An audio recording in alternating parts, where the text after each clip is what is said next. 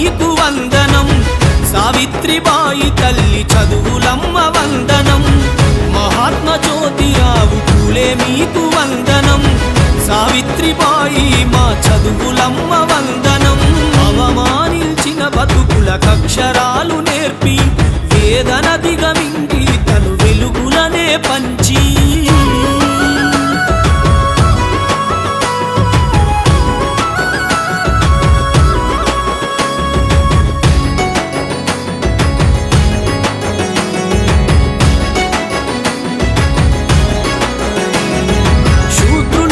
క్షూద్రులు అని అవమానించి బానిసలుగా మా బతుకులనే వేధించి మా కాలు పడితే నేల మలినమవుతద ఏంటి, మూతికి ముంత నడుముకు కమ్మను గట్టి మా అడుగులనే తుడువయనుక గట్టిన కమ్మే అది పలకలాగా మార్చి చేతికిచ్చాడమ్మా. మహాత్మా జ్యోతిరావు పూలే మీకు వందనం, సావిత్రిబాయి మా చదువులమ్మ వందనం, మహాత్మా జ్యోతిరావు పూలే మీకు వందనం, సావిత్రిబాయి మా చదువులమ్మ వందనం. అవమానించిన బతుకులకక్షరాలు నేర్పి వేదన దిగమింగి తను వెలుగులనే పంచి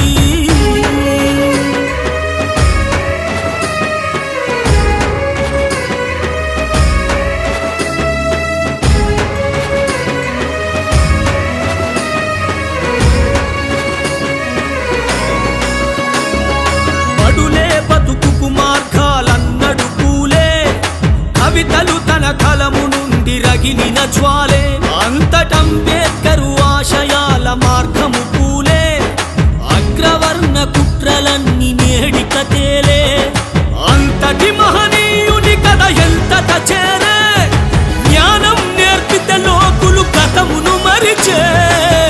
మహాత్మా జ్యోతిరావు పూలే మీకు వందనం, సావిత్రిబాయి మా చదువులమ్మ వందనం, మహాత్మా జ్యోతిరావు పూలే మీకు వందనం, సావిత్రిబాయి మా చదువులమ్మ వందనం. అవమానించిన బతుకులకక్షరాలు నేర్పి వేదన దిగమింగి తను వెలుగులనే పంచి కోసం తన జీవితాన్ని త్యాగం చేసినటువంటి వ్యక్తి, తన కుటుంబాన్ని త్యాగం చేసినటువంటి వ్యక్తి జ్యోతిబా ఫులే. అణగారిన వర్గాలు హక్కులు సాధించాలి అంటే, వివక్షతల నుంచి వారి విముక్తి పొందాలి అంటే విద్యనే దానికి ఆయుధం అని గుర్తించినటువంటి మొదటి మహానుభావుడు జ్యోతిబా ఫులే. ఎందుకంటే విద్య అజ్ఞానాన్ని దూరం చేస్తుంది. అజ్ఞానం పోయినప్పుడు ఈ వివక్షతలు మూఢనమ్మకాలు అనేటువంటివి ఉండవు. సో కాబట్టి ఆ రోజు సమాజంలో ఎవరైతే అణచివేత గురవుతున్నటువంటి వర్గాలు కులాలు ఉన్నాయో వారందరి కోసం వెనకబడిన వర్గాల హక్కులు అని చెప్పేసి ఉద్యమం చేసినటువంటి వ్యక్తి. వాటి కోసం 1870వ దశాబ్దంలో అనేక సంస్థలను స్థాపించారు. అందులో భాగమే మనకు సత్యశోధక సమాజం చెప్పేసి మనందరికీ తెలిసింది.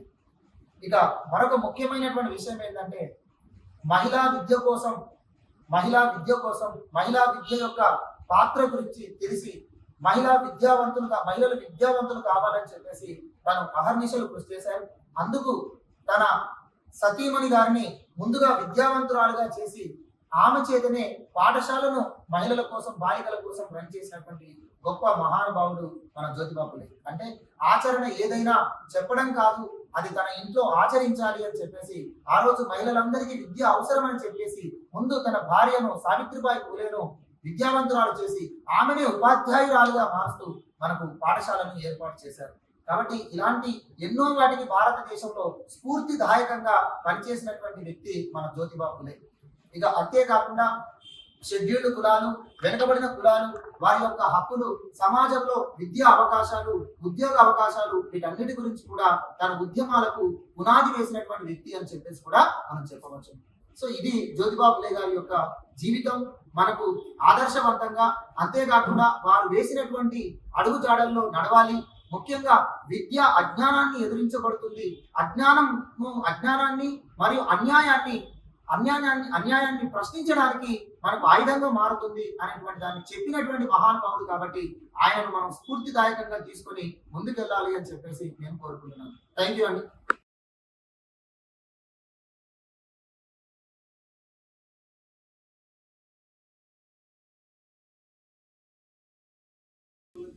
భాగంగా ఒకవైపు స్వాతంత్రం కోసం నాయకులు ఉద్యమిస్తున్నప్పుడు స్వాతంత్రమే కాదు, అణగారిన వర్గాలకి విద్య కావాలా, వాళ్ళ సంఘ సంస్కరణ కావాలని ఇద్దరు వ్యక్తులు, సమాజం కోసం కొట్లాడిన వ్యక్తులు ఇద్దరు కనపడతారు. దాంట్లో జ్యోతిరావు పూలే, ఆ తర్వాత డాక్టర్ బిఆర్ అంబేద్కర్. అంటే మిగతా నాయకులు నెహ్రూ కానీ, గాంధీ కానీ ఇలాంటి వాళ్ళంతా స్వాతంత్రం కోసం కొట్లాడితే, స్వాతంత్రం కంటే ముందు సమాజంలో చైతన్యం కావాలి, అది విద్య ద్వారా సాధ్యమైందని చెప్పేసి తన సొంత భార్యకే ముందు అక్షర జ్ఞానం చేయించి ఆమె ద్వారా బాలికా పాఠశాల ఏర్పాటు చేశారు. సావిత్రిబాయి పూలే మహిళా టీచర్గా మారి మహిళలకు చదువు చెప్తున్నప్పుడు అక్కడ బ్రాహ్మణ వర్గం తీవ్రంగా వ్యతిరేకించి ఆమె పైన బుడిద చల్లడం, పేడ చల్లడం జరిగితే ప్రతిరోజు ఒక చీరను సంచిలో పెట్టుకొని పోయి మళ్ళీ స్కూల్ పోయిన తర్వాత ఆమె చీరను మార్చుకొని విద్యను అందించిన ఒక మహిళ సావిత్రిబాయి పూలే. ఆమె తయారు చేసింది ఎవరంటే జ్యోతిరావు పూలే. అందుకే ఇవాళ భారతదేశంగా బీసీ ఉద్యమాలు, అణగారిన వర్గాల ఉద్యమాలు వచ్చినప్పుడు మిగతా నాయకులు స్వాతంత్రోద్యమం కోసం కొట్లాడిన వ్యక్తులుగా వాళ్ళని గుర్తిస్తే ఒక సంఘ సంస్కరణ, ఒక జాతిని మేల్కొల్పినటువంటి వ్యవస్థ. ఎందుకంటే మనది బ్రాహ్మణిజం, చాతుర్వర్ణ సిస్టంలో బ్రాహ్మణిజం, క్షత్రియులు అనే వాళ్ళు శూద్ర వర్గాన్ని తీవ్రంగా ఇబ్బంది పెట్టేసి కులం పేరుతో చదువు చదువుకుంటే చెవులలో సీసం పోసేవాళ్ళు, నాలుకలు కట్ చేసేవాళ్ళు. అలాంటి పరిస్థితికి వెళ్ళి మొట్టమొదటిసారిగా చైతన్యం తీసుకొచ్చిన వ్యక్తి జ్యోతిరావు పూలే.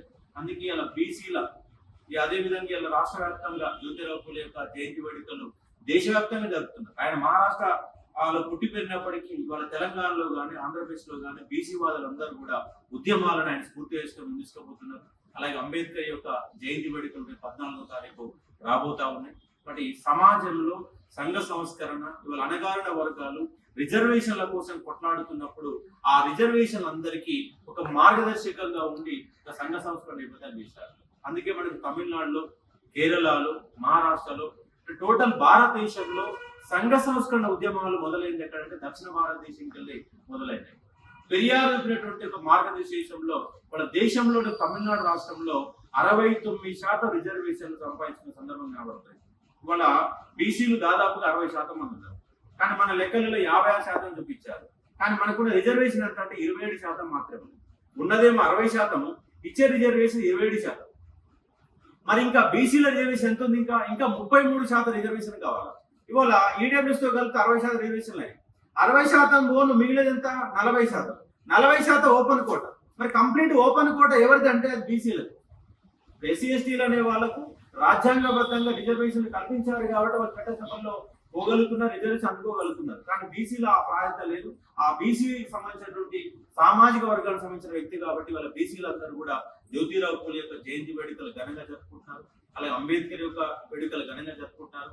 ఎక్కడైతే అనాథ వర్గాలు ఉన్నాయో మా సమాజంలో మా యొక్క పాత్ర ఏంటి, మా రిజర్వేషన్ల కోట ఏంటి, బడ్జెట్ లో మా వాటా ఏంటి, మా భారతదేశ భూభాగంలో మా వాటా ఏంటి, పని చేసేది మేము, వ్యవస్థ నడిపించేది మేము అని అధికార ఫలాలు పొందే వాళ్ళు ఉన్నత వర్గాల వాళ్ళని చెప్పేసి ఆ బడుగు బలిగిన వర్గాలకు ఒక నాయకత్వం దారి చూపించిన వ్యక్తులందరి చేత వాళ్ళ జ్యోతిరావు పూలే రాష్ట్ర వ్యాప్తంగా వేడుకలు జరుపుకుంటున్నాం. అదే మాదిరిగా మన అశోక్ అకాడమీలో కూడా, ఎందుకంటే ఒక విద్య చాలా ఇంపార్టెంట్. ఆ విద్యని గుర్తించిన వ్యక్తి పూలే కాబట్టి ఆయన జయంతి వేడుకలను మన అకాడమీలో కూడా ఘనంగా జరుపుకుంటా ఉన్నాం. రేపు అలాగే అంబేద్కర్ యొక్క జయంతి వేడుకలను కూడా జరుపుకునే ఒక ప్రయత్నం చేద్దాం. ఎందుకంటే విద్యార్థులు కూడా నాట్ ఓన్లీ సబ్జెక్ట్ ఒకటే కాదు, సమాజాన్ని కూడా చదవాలి. సమాజంలో ఏం జరుగుతుందో తెలుసుకునే ఒక ప్రయత్నం చేయాలి. వాళ్ళు రిజర్వేషన్ ఫలాలు అందడం లేదు, చాలా కష్టపడుతున్నారు, కానీ ఉద్యోగాలు రావడం లేదు. మరి ఎక్కడ పోతుంది అంటే రాజ్యాంగం ప్రకారం మనకి జనాభా రేషియో ఎంత ఉందో, మేమెంతున్నో మాకంత, మేమెంతున్నో మాకు అధికారం అంతే కావాలి, మేమెంతున్నామో ఉద్యోగాల వాటా మాకు అదే కావాలన్నటువంటి నేపథ్యంలో ఇవాళ బీసీలంతా ఉద్యమాలు చేస్తూ ఉన్నారు, ఎస్సీ ఎస్టీలు ఉద్యమాలు చేస్తున్నారు. అన్ని వర్గాల వాళ్ళు కలిసి అధికారాన్ని అందుకునే ఒక ప్రయత్నంలో భాగంగా ఇవాళ రాష్ట్ర వ్యాప్తంగా, దేశవ్యాప్తంగా ఈ యొక్క బడుగు బలిగిన వర్గాల కోసం కొట్లాడే వ్యక్తులుగా జయంతి వేడుకలు ఖచ్చితంగా జరుపుకోవాలి. ముందు తరానికి కూడా మనం ఆదర్శంగా ఉండాల్సిన అవసరం ఉంది. కాబట్టి చిన్న బతుకులకు అక్షరాలు నేర్పి వేదనదిగమింది తను వెలుగులనే పంచి